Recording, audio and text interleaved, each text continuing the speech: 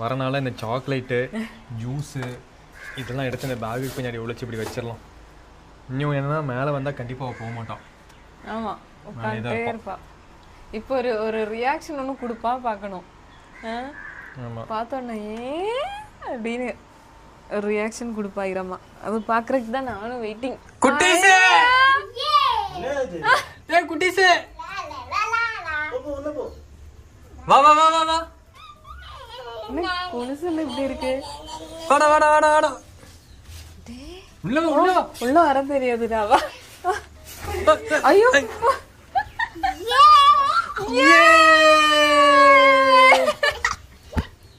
எங்க வந்திருக்கோம்?